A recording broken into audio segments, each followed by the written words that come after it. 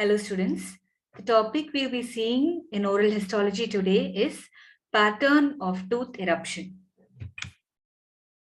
Under pattern of tooth eruption, we'll be covering phases of tooth eruption, types of tooth movement, pre-eruptive phase, post-eruptive phase, major events of different phases, gubernacular canals, cellular basis of eruption, hormonal influence on tooth eruption, and failure of tooth eruption and its associated consequences.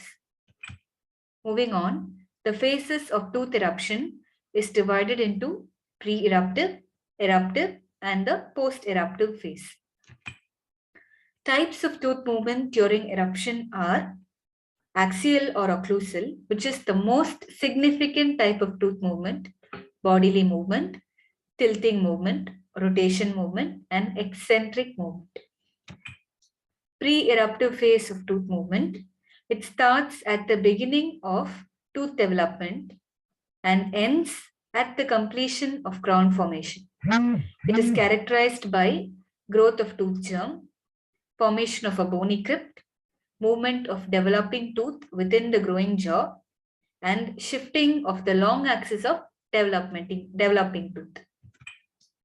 Eruptive phase, which is the second phase, also known as pre-functional phase, starts at the beginning of root formation and ends when the tooth reaches its occlusion. Characterized by formation of root, bone apposition, especially at the fundus of the crypt. This part is the fundus of the crypt. Bone apposition happens at the fundus of the crypt. Initial organization of pedial diseases and rapid active eruption is seen in the eruptive phase. So in this phase, we should watch out for periodontal ligament diseases. Post-eruptive phase starts when the erupting tooth reaches the occlusion with its antagonist and lasts throughout the life of the tooth. Characterized by occlusal active eruption, more of cementum and alveolar bone apposition, that is, physiological drifting, alveolar bone remodeling, and organization of periodontal ligament fibers. You can see in this image, the tooth has completely come out. In the previous image, just occluding, and the image before, it is still within its crypt. So pre-eruptive, eruptive, and post-eruptive phase. In pre-eruptive phase, there are two major events. Total bodily movement of the tooth happens and change in the center of the tooth germ is seen. In the eruptive phase, we can see four major events. Number one is root formation.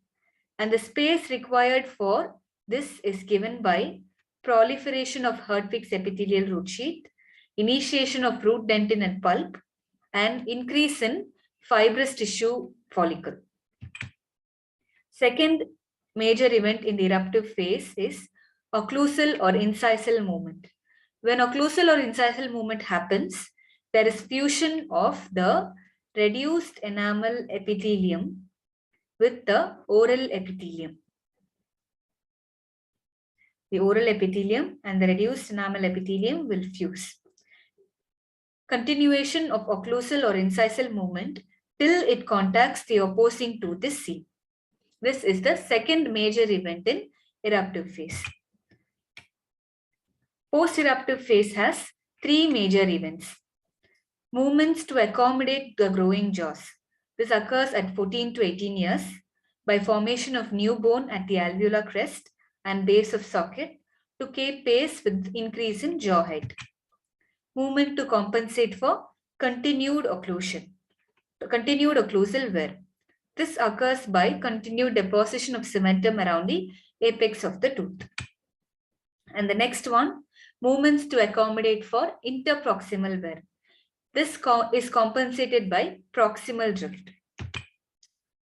Gubernacular canals. This is an important image-based question, students. You can see small, tiny foramina. This is the maxilla. Just lingual to the maxillary tooth, maxillary anterior tooth, you can see small foramina. They are called as the gubernacular canals. Gubernacular canals and cords play an important role in guiding the course of eruption of a tooth. Cellular basis of eruption. The eruption molecules and their genes are primarily located in the dental follicle and the stellate reticulum. Interleukin 1 is seen in the dental follicle and D95 is seen in the stellate reticulum. This is an important one word to note. Hormonal influence on tooth eruption. Tooth eruption fails in the absence of parathyroid hormone-related protein. This is because failure of osteoclastic bone resorption in the coronal tooth surface to form an eruption pathway. We need parathyroid hormone for bone resorption. So if parathyroid hormone and its related protein are absent or deficient, bone resorption will not happen and eruption will not take place because bone will be hindering the path of eruption. Moving on to failure of tooth eruption and its associated consequences. Hypodontia. When a single tooth is missing except for the third molars, it is called hypodontia. Seen in 2 to 10% of the cases. Genes responsible for hypodontia are MSX1, please note, and PAX9. Oligodontia. More than 6 teeth missing. Seen in less than 1% of cases. Genes responsible are MSX1, PAX9, and AXIN2. Anodontia, when all the teeth are missing. This is a very, very rare anomaly. Syndromes associated with missing tooth are Down syndrome, Ellis Van Creveld syndrome, and ectodermal dysplasia. Now, many syndromes are associated with missing tooth, but most commonly and very strikingly, missing tooth can be seen in these 3 syndromes. We are ending this topic here. Moving on to MCQs. Root formation begins in which phase of tooth eruption? Answer is options are pre-eruptive phase, eruptive phase, and the post-eruptive phase. Answer is option B, eruptive phase. Second question, hormones which hinder tooth eruption is dash.